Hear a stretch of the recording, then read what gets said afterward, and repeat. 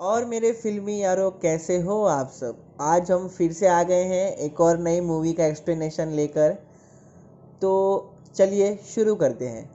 आज जो मैं मूवी लेके आया हूँ उस मूवी का नाम है चिंटू का बर्थडे, जो कि हाल ही में Z5 पे रिलीज़ हुई थी और ये बहुत ही फेमस भी हुई। इस फिल्म की रेटिंग है 8.3 और काफ़ी फिल्म स्टार्स ने इस मूवी का तारीफ़ भी किया। और कई यूट्यूब पे ऐसे कई भी वीडियोस थे और मैंने कई जगह सर्च किया तो काफ़ी लोगों ने कहा कि इस मूवी को एक बार ऑस्कर तक भेजना चाहिए। सो चल सो चलिए फिर मैं शुरू करता हूँ इस मूवी का एक्सप्लेनेशन। चलिए।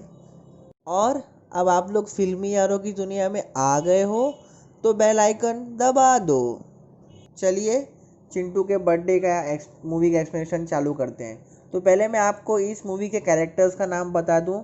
इस मूवी के कैरेक्टर में लीड रोल में है विनय पाठक, जो कि मदन तिवारी नाम के कैरेक्टर का रोल कर रहे हैं, जो कि काफ़ी फेमस और मेरे फेवरेट हैं। और इस मूवी के दूसरे लीड रोल में है वेदांत छिबर, जो कि चिंटू हैं।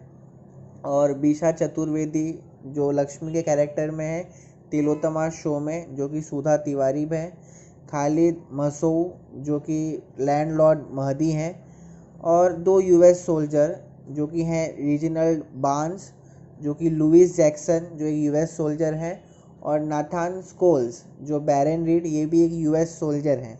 तो ये सारे इस मूवी के मेन कैरेक्टर्स हैं। तो चलिए शुरू करते हैं। तो ये कहानी शुरू होती है तब से जब सद्दाम इराक का राजा था या राजा हुआ करता था। और वहाँ पे ही एक फैमिली है जो चिंटू की फैमिली है, जो चिंटू के बर्थडे का तैयारी कर रही है। और चिंटू का आज बर्थडे है। उसकी बहन जो स्कूल गई हुई है, और चिंटू बेचारा परेशान है कि पिछली बार की तरह कहीं उसका इस बार भी बर्थडे प्रॉपर सेलिब्रेट हो पाएगा कि नहीं, क्योंकि पिछली बार उसका कुछ हो गया था, इसलिए उसका बर्थडे सेलिब्रेट नहीं हो पाया। तो चिंटू जो है वो बेचारा केक की प्रतीक्षा कर रहा रहता है कि उसकी बहन कब केक लाएगी और केक काटा जाएगा।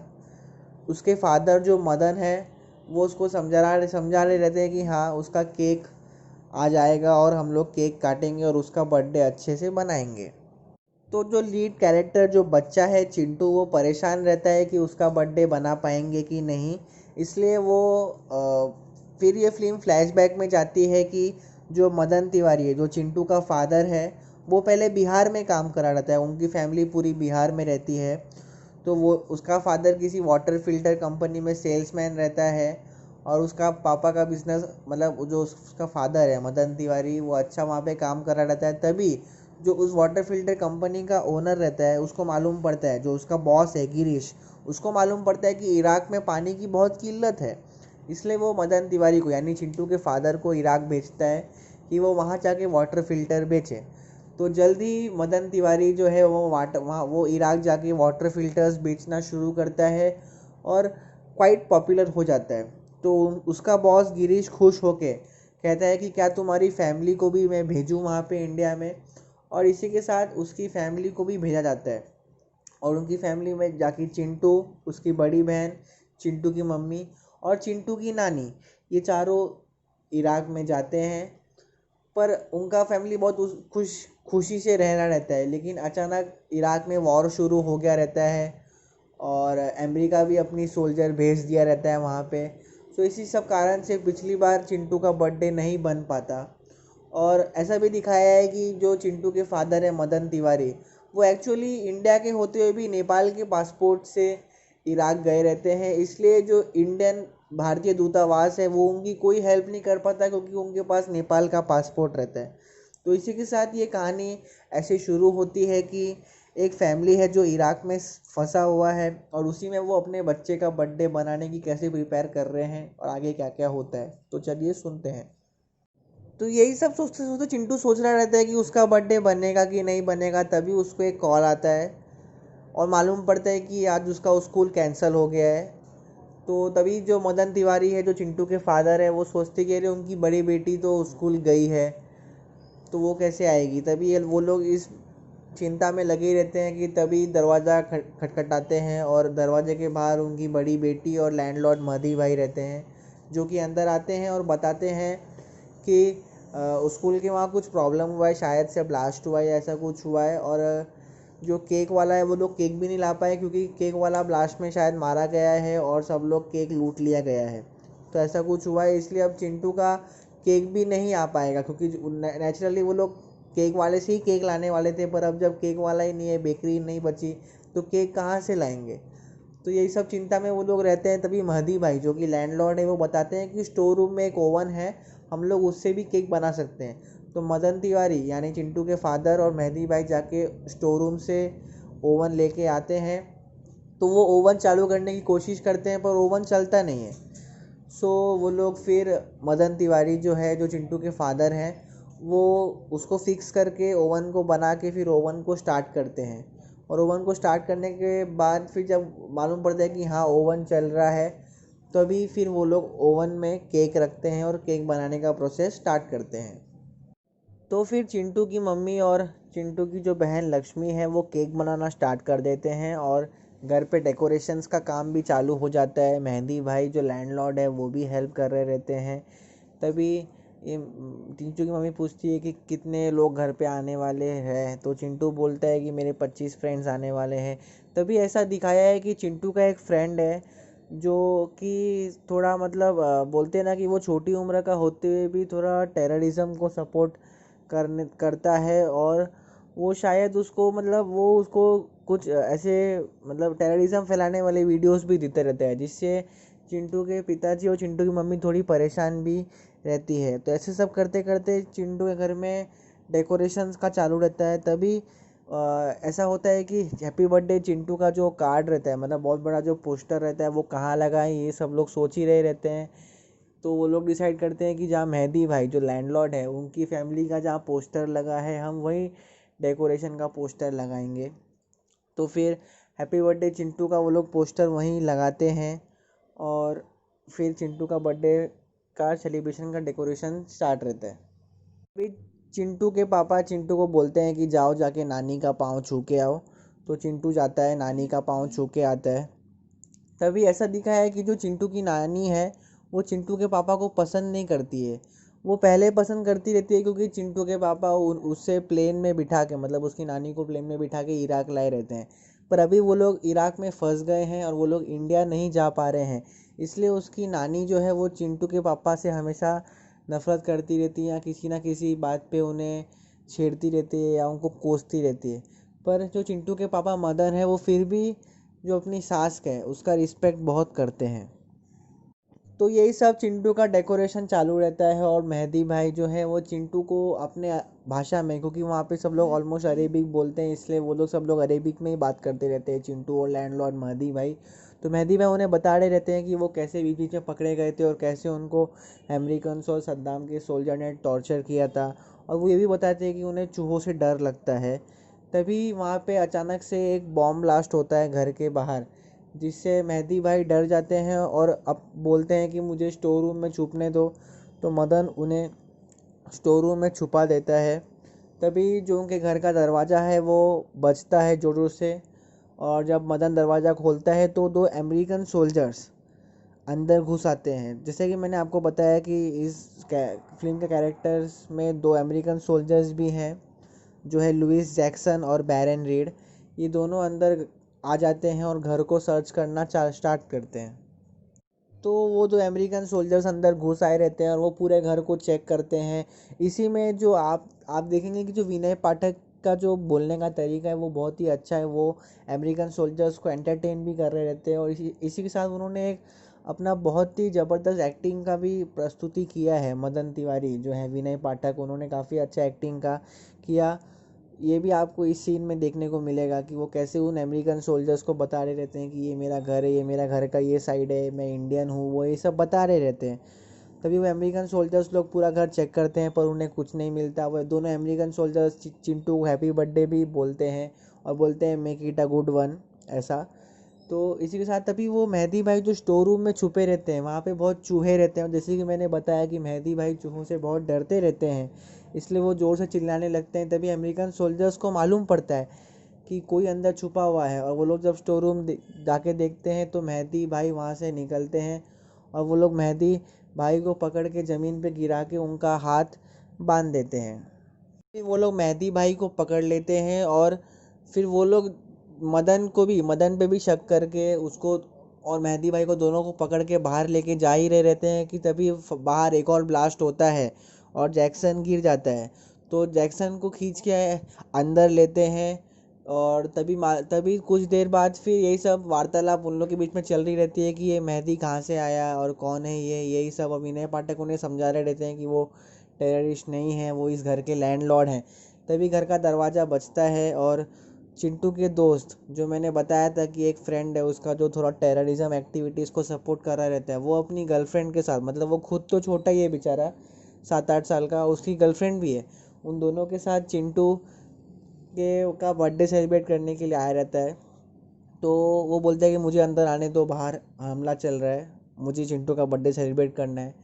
तो फिर वो अमेरिकन सोल्जर जो जैक्सन है उस बच्चे को जानता रहता है, क्योंकि ऐसा भी दिखाया है कि जो अमेरिकन सोल्जर्स हैं वो लोग वहाँ पे 1 साल से रह रहे हैं और वहाँ के लोकल से अभी वो लोग परिचित हो गए हैं, वहाँ के बच्चे लोग के साथ वो लोग खेलते भी हैं, ऐसा भी दिखाया है। तो वो जैक्सन उस बच्चे को जानता रहता है, इसलिए वो उसको अंदर ले लेता है और उसका दोस्त अंदर आके चिंटू के गले लगता है और वो एक बहुत अच्छा सीन है, मुझे भी अच्छा लगा। तो इसी के साथ मतलब जो अमेरिकन सोल्जर्स है वो पूछताछ कर रहे रहते हैं कि ये कहाँ से आया, ये सब चीज़ कहाँ से हुई, ये मेहदी कौन है, ये सब।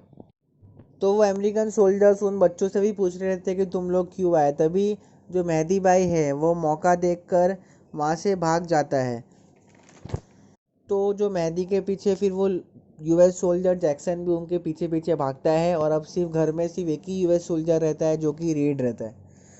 तो वो केक जो है वो पुराना वाला जल गया रहता है, लक्ष्मी रो रही रहती है। तभी जो चिंटू की मम्मी है वो समझाती है लक्ष्मी को कि अच्छा हुआ मैंने कल ढेर सारा बिस्किट्स लेके आया था, हम उस बिस्किट्स और उसमें बटर डाल के उसको फ्रिज में रख के एक वापस से एक अच्छा केक बनाएंगे। तभी उन वो जो एक यूएस सोल्जर रहता है जो फंस गया रहता है, जो उनके घर में रहता है, और एक तो महदी भाई के पीछे चला गया रहता है, तो उसको ऐसा आता है उसके रेडियो पे कि अभी तुमको परमिशन नहीं है बाहर आने की, तुम उस घर में ही रहो। तभी जो उसकी बहन है लक्ष्मी वो सोच रही रहती दुखी होकर कि चिंटू के बर्थडे के लिए हमने क्या क्या सोचा था, पर सब कुछ प्लान्स कैंसिल हो गया और ये सब हो गया। तभी चिंटू और उसका जो फ्रेंड है, जो कि मैंने बताया कि जो थोड़ा टेररिज्म को सपोर्ट कर रहा रहता है, वो चिंटू को बोलता है कि क्या तुमने जो मैंने जो तुम्हें सीडीज़ दिए थे तुम्हारे बर्थडे के गिफ्ट्स के रूप में, क्या तुमने वो देखा क्या। तो चिंटू बोलता है कि नहीं मैंने नहीं देखा, मेरे पापा ने मुझे मना किया। तभी वो उसका दोस्त उसको समझा रहा रहता है कि अरे तुम बड़े हो जाओ, अभी तुम एक आदमी हो गए हो, तुम्हें वो सब वीडियोस देखना चाहिए, ऐसा सब मतलब वो चिंटू को समझा रहा रहता है कि वो और ये अमेरिकन लोग कुछ नहीं कर पाएंगे हम लोगों का, ऐसा वैसा मतलब सब उसको चिंटू को उल्टा पुल्टा सीखा पड़ा रहता है। तभी चिंटू बोलता है कि वो वीडियोस अभी भी मेरे घर पे पड़े हैं और अगर वो यूएस सोल्जर्स ने उसे अगर घर को फिर से सर्च किया तो वो वीडियो मिल जाएगा और मेरे पापा को बहुत मार पड़ेगी। यही सब डर के सोच के चिंटू जाता है उस वीडियोस को छुपाने के लिए। तो जब उस वीडियो को चिंटू छुपाने जा ही रहा रहता है तो वो सोल्जर जो रीड रहता है वो देख लेता है कि चिंटू कुछ सीडी छुपा रहा है। तो वो चिंटू के हाथ से वो सीडी ले लेता है और देखता है कि वो टेररिज्म को सपोर्ट करने वाली सीडी है। इसलिए वो जो चिंटू के फादर मदन है उनको बहुत मारता है। तो वो चिंटू के फादर को मार ही रहा रहता है कि तभी जो जैक्सन जो महदी भाई के पीछे गया था वो वापस घर पे आ जाता है और वो बोलता है कि मेहदी भाग गया, मुझे नहीं मिला। और वो रीड को भी जो मदन को मारने से रोकता है कि तुम उसे क्यों मार रहे हो। तो रीड बोलता है कि देखो इनके घर में ये सब टेररिज्म को सपोर्ट्स करने वाले वीडियोस मिले। तो जो जैक्सन रहता है वो एक्चुअली क्या दिखाया है कि जो जैक्सन जो यूएस सोल्जर रहता है वो बहुत टाइम से इराक में रहता है, तो उसे सब मालूम रहता है कि कौन सही है कौन गलत है। और उसको ये भी इनडायरेक्टली ऐसा मतलब मालूम रहता है कि इस बच्चे ने ही लाके वो सीडी दिया है, बट वो रीड को नहीं बताता है। पर रीड क्या है, रीड की नई नई पोस्टिंग हुई रहती है इराक में, इसलिए उसको कुछ मालूम नहीं रहता है, इसलिए वो मदन को मार रहा रहता है। तो जो जैक्सन है वो उसे समझा रहा रहता है कि तुम उसे मत मारो, मुझे नहीं लगता कि ये लोग इस सब एक्टिविटीज़ में इन्वॉल्व होंगे। तो वो जो सोल्जर रीड है वो मदन से पूछ रहा रहता है कि तुमको ये सीडी कहाँ से मिली, किसने दी और तुम में से कौन कौन ये सब चीज़ों में इन्वॉल्व है। पर जो मदन है, जो चिंटू का फादर है, वो नहीं बताता चिंटू के दोस्त का नाम कि इस बच्चे ने ही सीडी ला के दी है। इसी तरह उस बच्चे का वो बचा लेता है। तो वो रीड गुस्से में आके उनका पूरा घर में तोड़ फोड़ करने लगता है, उल्टा पूरे घर को उलट पुलट कर देता है। जो चिंटू का जो पोस्टर, जो मैंने आपको बताया था कुछ देर पहले कि जो चिंटू का हैप्पी बर्थडे चिंटू का जो पोस्टर है, वो भी निकाल के वो फाड़ देता है, जो कि एक बहुत दुख वाला सीन रहता है उस टाइम पे। तो वो फाड़ देता है, तभी एक कॉल बजता है।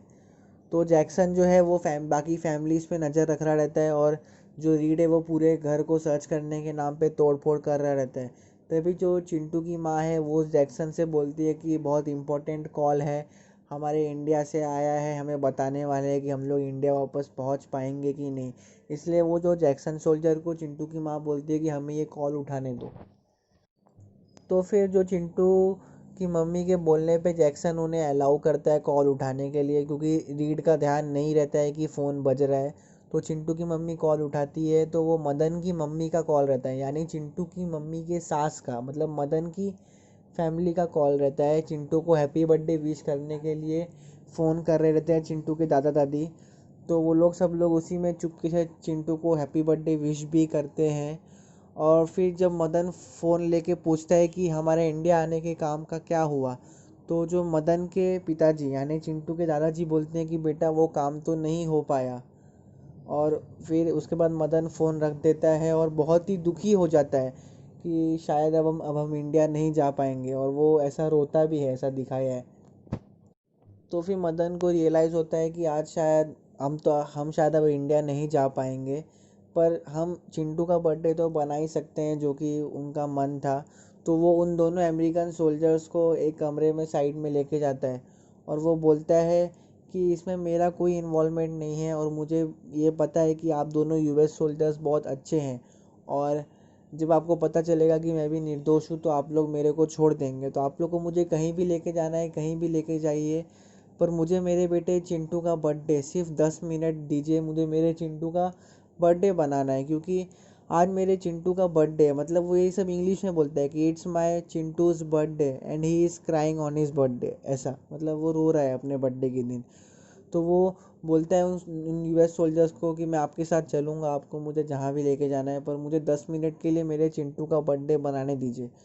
तो वो जो यूएस सोल्जर्स हैं वो उसे चिंटू का बर्थडे बनाने देते हैं, और वो जैक्सन और रीड जो दोनों यूएस सोल्जर्स हैं वो लोग बहुत दूर खड़े होकर उसका बर्थडे बनाते हुए देख रहे रहते हैं। तभी चिंटू बोलता है अपने पापा से कि पापा हम जो रीड है, रीड को केक नहीं देंगे, क्योंकि वो चिंटू के पापा को मारा रहता है। तो तभी चिंटू के पापा जो मदन है वो बोलते कि नहीं बेटा, उसको भी केक देंगे क्योंकि ये लोग अच्छे लोग हैं, ऐसा। तो फिर चिंटू का वो लोग बर्थडे बनाते हैं। तभी रीड को ये रियलाइज़ होता है कि ये लोग अच्छे हैं, और रीड को ऐसा पछतावा भी होता है मन ही मन में कि उसको हैप्पी बर्थडे चिंटू का पोस्टर नहीं फाड़ना चाहिए था। तो वो लोग फिर 10 मिनट में चिंटू का बर्थडे बनाते हैं। वो एक बहुत ही अच्छा सीन है, आप सबको भी देखना चाहिए, मुझे भी बहुत अच्छा लगा। तो चिंटू का बर्थडे बनाते हैं, केक काटते हैं, और वो सोल्जर्स को भी ऑफ़र करते हैं। फिर अब चिंटू का बर्थडे बना लेने के बाद जो मदन है वो तैयार हो जाता है यूएस सोल्जर्स के साथ जाने के लिए, क्योंकि यूएस सोल्जर्स उसे बोले रहते हैं कि हम तुझे पकड़ के लेके जाएंगे। तभी रीड परमिशन मांगता है अपने अधिकारियों से कि हमें क्या बाहर आने की इजाज़त है, मतलब परमिशन है। तो उनके जो ऑफिसर है वो बोलते हैं कि हाँ एरिया क्लियर है, तुम डिटेनीज के साथ, मतलब तुमने जिसको पकड़ा है उसके साथ बाहर आ जाओ। तभी वो रीड अपने ऊपर बोलता है कि नहीं, कोई भी डिटेनीज नहीं है, सिर्फ हम दो हैं, यानी रीड और जैक्सन, हम दो ही यूएस सोल्जर्स हैं।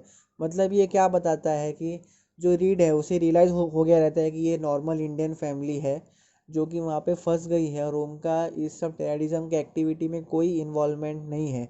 इसलिए वो चिंटू के पापा को भी नहीं लेके जाएंगे पकड़ के।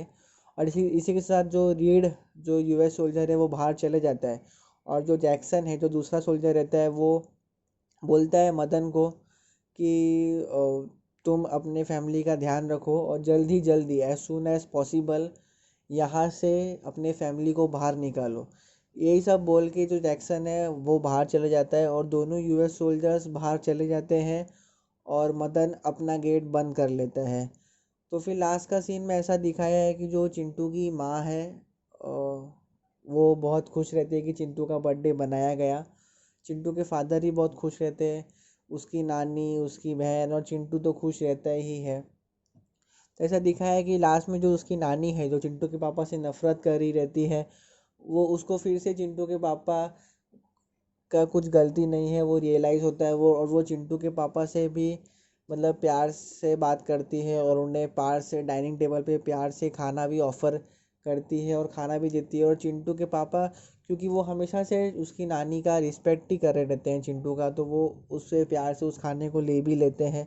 तो ऐसा दिखाया है कि मतलब लास्ट में सब कुछ ठीक हो गया और चिंटू का बर्थडे हो गया।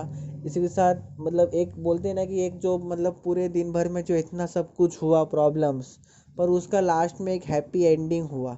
इसी के साथ ये फिल्म भी ख़त्म हो जाती है, और इस फिल्म का नाम चिंटू का बर्थडे। तो ये थी चिंटू का बर्थडे की कहानी। ये फिल्म मुझे बहुत ही पसंद आई, और आप सब लोग को भी मैं रिकमेंड करूँगा कि आप सब भी ज़रूर देखें, और हमारे चैनल को सब्सक्राइब करें, लाइक करें, अपने दोस्तों के साथ शेयर करें, और अगर आपको हमारा कंटेंट अच्छा लगा तो कमेंट भी करें। मेरे हिसाब से मैं इस फिल्म को रेटिंग दूंगा 10 में से 9। आप लोग भी ज़रूर इस फिल्म को देखें और जाके देखिए, और हमारे कमेंट सेक्शन में आके नीचे कमेंट करिए कि आप इस फिल्म को क्या रेटिंग देंगे। और प्लीज़ प्लीज़ प्लीज़, अगर आपको हमारा चैनल और हमारा कंटेंट अच्छा लगा तो आप लोग लाइक करें, शेयर करें, सब्सक्राइब करें, अपने दोस्तों के साथ शेयर करें, और नीचे कमेंट भी करें। तब तक के लिए हम आपसे जल्दी मिलेंगे अगले नए कंटेंट के साथ। तब तक के लिए बाय बाय।